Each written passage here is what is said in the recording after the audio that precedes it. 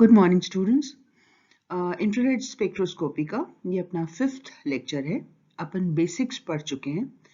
अब characteristics peaks के बारे में पढ़ते हैं कि हमने अभी तक पढ़ा कि जो हमारे स्ट्रेचिंग और बेंडिंग वाइब्रेशंस होती हैं आईआर स्पेक्ट्रस के अंदर, वो पर्टिकुलर फंक्शनल ग्रुप्स के वजह से होती है ना। और ये जो कैरेक्टरिस्टिक एब्जॉर्प्शन बैंड्स हैं, ये हमें ये फंक्शनल ग्रुप्स आइडेंटिफाई करने के अंदर मदद करती है। और इसी के बेसिस के ऊपर अपन आइडेंटिफाई करते हैं कि क्या फंक्शनल ग्रुप इस कंपाउंड के अंदर प्रेजेंट है। तो एक एक करके डिफरेंट क्लासेस ऑफ कंपाउंड्स के बारे में पढ़ते हैं। पहला, अल्कोहल्स। अल्कोहल्स में दो कैरेक्टरिस्टिक एब्जॉर्प्शन पीक्स होती हैं, एक OH स्ट्रेचिंग और एक CO stretching vibrations. OH stretching vibrations दिखाई देती है 3650 टू 3000 रेसिप्रोकल सेंटीमीटर्स की रेंज में, परंतु इनकी जो पोजीशन है या इनका जो शेप है वो डिपेंड करता है एक्सटेंट ऑफ हाइड्रोजन बॉन्डिंग के बारे में। अगर फ्री OH ग्रुप है तो वो डिस्प्ले करता है band at 3650 to 3590 reciprocal centimetres. लेकिन अगर हाइड्रोजन बॉन्डेड है ये OH बैंड, तो फिर हमें लोअर वेव नंबर के ऊपर एब्जॉर्प्शन मिलता है, that is 3580 to 3000 reciprocal centimetres. जबकि CO स्ट्रेचिंग जो है वो हमें स्ट्रॉन्ग बैंड दिखाई देता है 1260 टू 1000 रेसिप्रोकल सेंटीमीटर्स के अराउंड। अब ये शेप देखे हम OH स्ट्रेचिंग का, जो कि बहुत पिक्यूलियर होता है, डाइल्यूट सॉल्यूशन के अंदर या वेपर फेज के अंदर देखें तो हमें जहां हाइड्रोजन बॉन्डिंग बिल्कुल भी नहीं है तो हमें ये शार्प पीक दिखाई देती है at a higher wave number से। हमने ये अल्कोहल के लिए लिया तो हमें 3640 रेसिप्रोकल सेंटीमीटर्स के ऊपर ये शार्प पीक मिली। जबकि वही अल्कोहल की अगर हम कॉन्सेंट्रेटेड सॉल्यूशन के अंदर पीक लेते हैं तो हमें लोअर वेव नंबर के ऊपर 3300 रेसिप्रोकल सेंटीमीटर्स के ऊपर पीक मिली, हाइड्रोजन बॉन्डिंग हो गई। कंसंट्रेटेड सॉल्यूशन होते ही हाइड्रोजन बॉन्डिंग हो गई, पीक ब्रॉड हो गई, और क्योंकि ये बॉन्ड लेंथ हल्की सी बढ़ गई, फोर्स कांस्टेंट घट गया, तो लोअर वेव नंबर के ऊपर एब्जॉर्प्शन होगा। जो OH बैंड है ये देखो प्रीडोमिनेंटली, जैसे एसिड के अंदर हम देखें तो एसिटिक एसिड के अंदर वेपर फेज के अंदर जिसकी हम पीक लेते हैं तो हमें OH स्ट्रेचिंग दिखाई देती है 3530 रेसिप्रोकल सेंटीमीटर्स के ऊपर। जबकि वही एसिड की लिक्विड फेज के अंदर हम पीक लेते हैं तो लोअर वेव नंबर के ऊपर हमें पीक दिखाई देती है। और उसका कारण ये है कि ये जो मॉलिक्यूल है एसिड का, ये सॉलिड स्टेट के अंदर भी इस तरीके से डायमर की तरीके से strong hydrogen bonding, intermolecular hydrogen bonding हो जाती है और डायमर की तरह रहता है, और इसी की वजह से ये OH स्ट्रेचिंग जो है ये लोअर वेव नंबर के ऊपर आती है।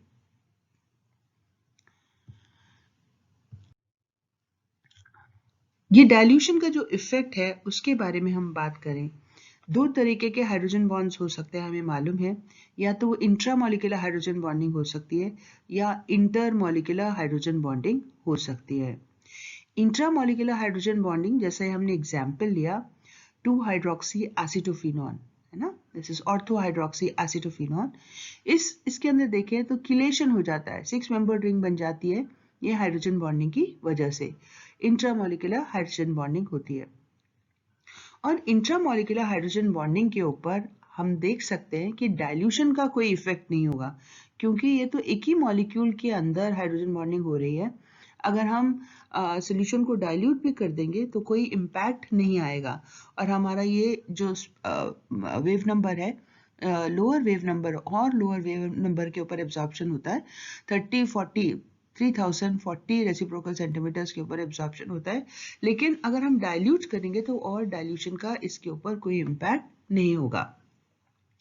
वहीं अगर हम पैरा हाइड्रोक्सी एसिटोफिनॉन की बात करें तो पैरा हाइड्रोक्सी एसिटोफिनॉन के अंदर इंट्रामॉलिक्यूलर हाइड्रोजन बॉन्डिंग नहीं हो सकता, जो हो सकता है वो है इंटरमॉलिक्यूलर हाइड्रोजन बॉन्डिंग। अब जब इंटरमॉलिक्यूलर हाइड्रोजन बॉन्डिंग हुआ तो हमने देखा थोड़े से कंपैरेटिवली हायर वेव नंबर के ऊपर एब्जॉर्प्शन हुआ, 3130 रेसिप्रोकल सेंटीमीटर्स के ऊपर हमें OH स्ट्रेचिंग दिखाई दी। लेकिन अगर हम और डाइल्यूट कर दें सॉल्यूशन तो हमें कंपैरेटिवली शार्प पीक मिलेगी और वो 3600 रेसिप्रोकल सेंटीमीटर्स के अराउंड मिलेगी। ये शिफ्ट इसलिए हुई क्योंकि डाइल्यूशन के साथ ये इंटरमॉलिक्यूलर हाइड्रोजन बॉन्ड्स टूट जाएंगे और हमें फ्री OH स्ट्रेचिंग की तरफ हम जाएंगे। तो फ्री OH स्ट्रेचिंग जो है वो हायर वेव नंबर के ऊपर एब्जॉर्ब होगी। अब आइए दूसरी class aldehydes, ketones, carboxylic acid, amides and esters. इन सभी क्लासेस के अंदर एक चीज कॉमन है, वो है CO stretching, C double bond O stretching vibration. और ये कार्बोनिल ग्रुप की जो स्ट्रेचिंग है ये बहुत स्ट्रॉन्ग पीक दिखाई देती है हमें 1800 to 1500 रेसिप्रोकल सेंटीमीटर्स। अगेन इसकी पोजीशन जो है वो कई सारे फैक्टर्स के ऊपर डिपेंड करती है। कुछ फैक्टर्स हम पढ़ चुके हैं, जैसे कॉन्जुगेशन, पहला फैक्टर जिसके ऊपर कार्बोनिल ग्रुप की अब्सॉर्प्शन पीक की पोजीशन डिपेंड करेगी। कॉन्जुगेशन बढ़ने के साथ साथ लोअर वेव नंबर के ऊपर एब्जॉर्प्शन होता है। एग्जाम्पल देखें, सिंपल एसीटोन है वो 1720 के ऊपर एब्जॉर्ब करता है, लेकिन अगर हमने विनाइल ग्रुप लगा दिया, now this double bond is in conjugation with this double bond, है ना। मिथाइल विनाइल कीटोन अगर हमने लिया तो क्योंकि इसके अंदर इलेक्ट्रॉन्स मूव कर सकते हैं, देखिए ऐसे और ऐसे, ऑक्सीजन इलेक्ट्रोनेगेटिव एटम है और अपनी तरफ इलेक्ट्रॉन्स खींचेगा, उसकी वजह से यहाँ पार्शियल सिंगल बॉन्ड कैरेक्टर हो जाएगा और ये फोर्स कांस्टेंट घट जाएगा, फोर्स कांस्टेंट घट जाएगा तो वेव नंबर भी घटेगा, मतलब CO स्ट्रेचिंग जो है लोअर वेव नंबर के ऊपर एब्सॉर्प्शन होगा। तो इधर ये कॉन्जुगेशन बढ़े कोई अनसैचुरेटेड ग्रुप से और ये कॉन्जुगेशन बढ़े एरोमेटिक ग्रुप लगाने से, दोनों ही के सिचुएशंस के अंदर लोअर वेव नंबर के ऊपर एब्सॉर्प्शन होगा। दूसरा इफेक्ट है मीसोमेरिक इफेक्ट, और ये मीसोमेरिक इफेक्ट दो तरीके का हो सकता है। एक प्लस एम इफेक्ट तब जबकि एक डोनर ग्रुप लगा हो in conjugation with the carbonyl group, और दूसरा माइनस आई इफेक्ट जबकि एक इलेक्ट्रॉन विथड्रॉइंग ग्रुप लगा हो in conjugation with the carbonyl group. अगर ये एग्जाम्पल लें हम पैरामिथॉक्सी एसिटोफिनॉन का, मिथॉक्सी ग्रुप जो है वो प्लस एम इफेक्ट दिखाता है, ऑक्सीजन के ऊपर होता तो दो ही है, माइनस आई इफेक्ट भी है, पर बहुत प्रोमिनेंट प्लस एम इफेक्ट दिखाता है। तो इलेक्ट्रॉन्स इस तरीके से मूव करते हैं और इस मूवमेंट से कार्बोनिल ग्रुप के ऊपर सिंगल बॉन्ड कैरेक्टर आता है, जिसकी वजह से ये 1686, देखिए जब सिंपल हमारा एसिटोफिनॉन था तो 1700 रेसिप्रोकल सेंटीमीटर्स के ऊपर एब्जॉर्प्शन हो रहा था। इसी एसिटोफिनॉन के ऊपर अगर हमने पैरा पोजीशन के ऊपर मिथॉक्सी ग्रुप लगा दिया तो और लोअर वेव नंबर के ऊपर एब्जॉर्प्शन होगा। वहीं अगर हम यहाँ देखें, हमने नाइट्रो ग्रुप लगाया, nitro group electron withdrawing group है, माइनस एम इफेक्ट से इलेक्ट्रॉन्स विड्रॉ कर रहा है। क्योंकि ऑक्सीजन इलेक्ट्रोनेगेटिव है, इतनी आसानी से इलेक्ट्रॉन्स को अपने से दूर नहीं होने देगा और इसीलिए ये डबल बॉन्ड कैरेक्टर मेंटेन होगा। तो अगर हमने एसिटोफिनॉन से कंपेयर करें तो यहाँ देखिए ये एब्जॉर्प्शन हायर वेव नंबर के ऊपर हुआ 1710 रेसिप्रोकल सेंटीमीटर्स के ऊपर। तो मीसोमेरिक इफेक्ट का काफी इम्पैक्ट पड़ता है पोजीशन ऑफ एब्जॉर्प्शन बैंड के ऊपर। तीसरा इफेक्ट है इंडक्टिव इफेक्ट। इंडक्टिव इफेक्ट भी काम करता है, लेकिन इंडक्टिव इफेक्ट पढ़ते वक्त हमें प्लस एम इफेक्ट को भी देखना पड़ेगा, यानी दोनों में से कौन सा डोमिनेटिंग इफेक्ट है वही इफेक्ट करेगा एब्जॉर्प्शन बैंड के एब्जॉर्प्शन पर। एग्जांपल्स देखते हैं। एसीटोन से कंपेयर करेंगे हम 1720 रेसिप्रोकल सेंटीमीटर्स, हमने इलेक्ट्रॉन डोनेटिंग ग्रुप लगाया, इस अमीनो ग्रुप है और अमीनो ग्रुप लगाने से दोनों ही इफेक्ट्स दिखाई दे रहे हैं, एक तो माइनस आई इफेक्ट भी है और एक प्लस एम इफेक्ट भी है। Plus M effect predominant effect है, इलेक्ट्रॉन डोनेशन आसानी से हो जाता है और इसीलिए ये लोअर वेव नंबर के ऊपर एब्सॉर्ब करेगा। यानी एसीटोन या कीटोन नॉर्मल है या अमाइड हमने उसको कर दिया तो अमाइड जो है वो लोअर वेव नंबर के ऊपर एब्सॉर्ब करेगा। वहीं अगर हमने Cl लगाया, कोई इलेक्ट्रोनेगेटिव ग्रुप लगाया, तो ये इंडक्टिव इफेक्ट से इलेक्ट्रॉन ज्यादा खींच रहा है। हालांकि इसके अंदर भी प्लस एम इफेक्ट संभव है और होता भी है, लेकिन inductive effect is far more as compare to plus M effect और इस वजह से ये हायर वेव नंबर के ऊपर एब्सॉर्ब करेगा। 1815 से 1785 रेसिप्रोकल सेंटीमीटर्स के ऊपर एब्सॉर्प्शन होता है। अब आइए, अगर हमें इसको एस्टर ग्रुप बना दिया, एस्टर ग्रुप के अंदर अगेन ये ऑक्सीजन जो है अब इलेक्ट्रॉन विथड्रॉइंग ग्रुप की तरीके से काम कर रहा है, माइनस आई इफेक्ट से ज़्यादा है as compare to plus M effect और ये हमें 1750 रेसिप्रोकल सेंटीमीटर्स के ऊपर एब्जॉर्प्शन देगा।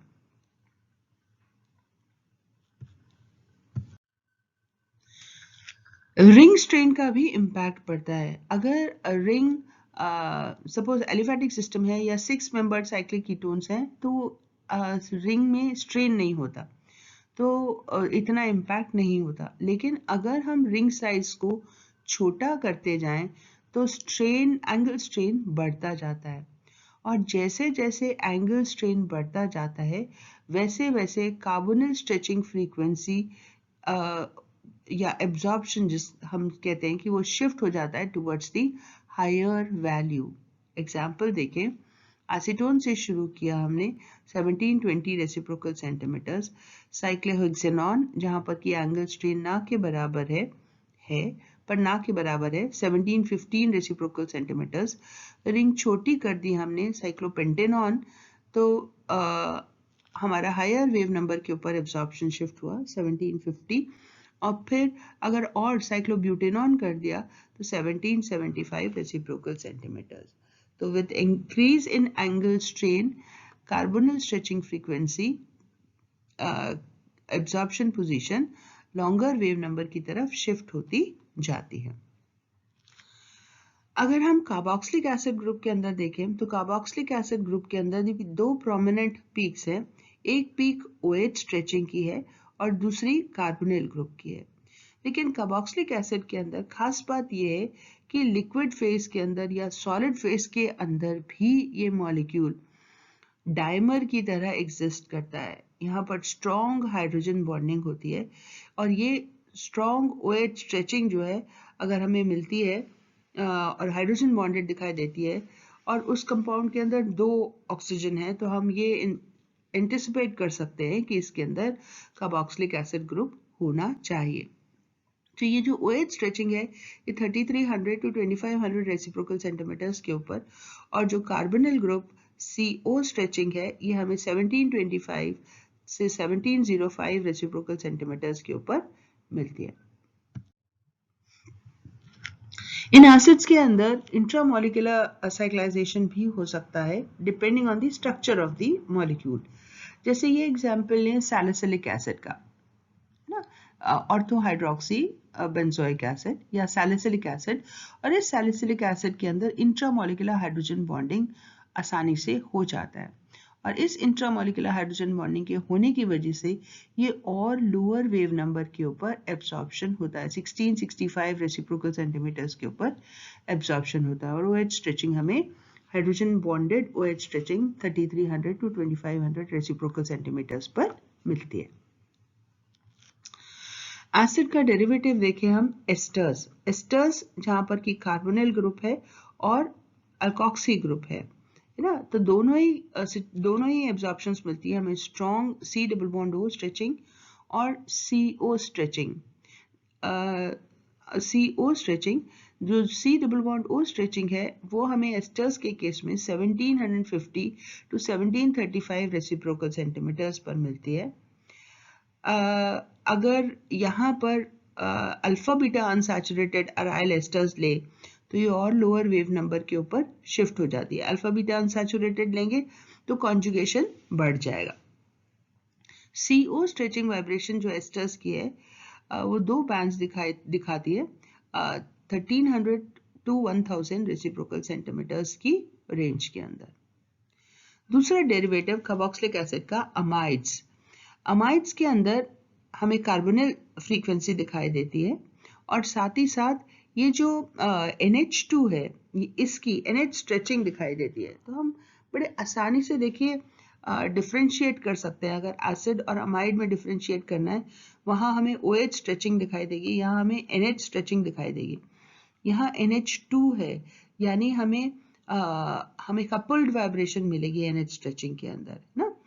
तो कार्बोनिल ग्रुप जो है वो तो स्ट्रॉन्ग बैंड डिस्प्ले करता है 1695 रेसिप्रोकल सेंटीमीटर्स के ऊपर, और जो NH2 है वो दो बैंड्स दिखाता है 3350 और 3180 रेसिप्रोकल सेंटीमीटर्स। ये एसिमेट्रिक और सिमेट्रिक स्ट्रेचिंग वाइब्रेशंस हैं। अगर ये प्राइमरी अमाइड की जगह सेकेंडरी अमाइड होगा तो यहाँ पर खाली एक, then it would be NHR, और फिर उसके बाद में हमें एक ही पीक मिलेगी उसकी NH स्ट्रेचिंग की। एसिड हैलाइड्स के अंदर जो हम बात कर चुके हैं कि कार्बोनिल स्ट्रेचिंग जो है हायर वेव नंबर के ऊपर मिलेगी 1815 to 1785 रेसिप्रोकल सेंटीमीटर्स। अगर ये कॉन्जुगेटेड एसिड हैलाइड्स हो गए तो ये स्लाइटली लोअर फ्रीक्वेंसी के ऊपर एब्जॉर्प्शन होगा, और एरोमेटिक एसिड हैलाइड्स जो है वो डेफिनेटली, और क्योंकि उसके अंदर कॉन्जुगेशन बढ़ जाएगा तो 1800 to 1770 रेसिप्रोकल सेंटीमीटर्स के ऊपर एब्जॉर्प्शन देंगे। जो एसिड हैलाइड्स हैं, एसिड एनहाइड्राइड्स हैं, एसिड एनहाइड्राइड्स के अंदर हमें एनहाइड्राइड जो है वो दो एब्जॉर्प्शन बैंड्स दिखाता है। कपल्ड वाइब्रेशन हम पढ़ चुके हैं 1818 reciprocal centimetres and 1750 reciprocal centimetres. Asymmetric और सिमेट्रिकल CO स्ट्रेचिंग मोड्स में हमें ये एब्जॉर्प्शन बैंड्स मिलती हैं, और यहाँ पर भी कॉन्जुगेशन होने के साथ में लोअर फ्रीक्वेंसी के ऊपर एब्जॉर्प्शन होगा। अमीन्स, प्राइमरी अमीन्स हमें पीक दिखाते हैं NH स्ट्रेचिंग जो कि 3500 रेसिप्रोकल सेंटीमीटर्स से और 3400 रेसिप्रोकल सेंटीमीटर्स के बीच में। अगर ये प्राइमरी अमीन है यानी NH2 है तो हमें दो कपल्ड वाइब्रेशन मिलती है, asymmetric and symmetric NH stretching modes. अगर यही सेकेंडरी अमीन है तो हमें खाली एक ही एब्जॉर्प्शन बैंड मिलती है 3350 to 33 रेसिप्रोकल सेंटीमीटर्स के ऊपर। और अगर ये टर्शरी अमीन है तो इस रीजन के अंदर हमें एक भी पीक नहीं मिलेगी। हाइड्रोजन बॉन्डिंग यहाँ पर भी संभव है, और हाइड्रोजन बॉन्डिंग अगर होती है और संभव है तो ये लोअर वेव नंबर के ऊपर एब्जॉर्प्शन होगा। इसके साथ ही साथ प्राइमरी अमीन्स के अंदर strong NH bending vibration scissoring हमें दिखाई देती है 1650 to 1580 रेसिप्रोकल सेंटीमीटर्स, जबकि सेकेंडरी एरोमेटिक अमीन्स के अंदर ये एब्जॉर्प्शन दिखाई देती है हमें 1515 रेसिप्रोकल सेंटीमीटर्स, और NH वैगिंग वाइब्रेशन प्राइमरी और सेकेंडरी अमीन्स की 909 और 666 रेसिप्रोकल सेंटीमीटर्स के बीच में मिलती है। यानी हमें कुछ पीक्स तो डेफिनेटली एग्जाम्पल्स करते करते याद हो जाएंगी, बट ये हमारी कॉन्स्पिक्यूअस पीक्स हैं जो हमें दिखाई देती है। And last group ether aliphatic ethers के अंदर कैरेक्टरिस्टिक CO स्ट्रेचिंग दिखाई देती है। COC stretching generally asymmetric stretching जो है वो हमें खासतौर से दिखाई देती है 1150 से 1085 रेसिप्रोकल सेंटीमीटर्स, जबकि जो सिमेट्रिक स्ट्रेचिंग है वो बहुत वीक होती है। अगर हमारी ईथर के अंदर ब्रांचिंग हो ऑक्सीजन के पास में तो ये जो पीक है ये कुछ हद तक स्प्लिट हो जाती है। जैसे आइसोप्रोपाइल ईथर अगर होता है तो एक तरफ आइसोप्रोपाइल ग्रुप है या आइसोप्रोपाइल ईथर हम लें तो हमें स्प्लिट वाली पीक दिखाई देती है 1170 से 1114 रेसिप्रोकल सेंटीमीटर्स के बीच में। सो ये कुछ हमने फंक्शनल ग्रुप्स के बारे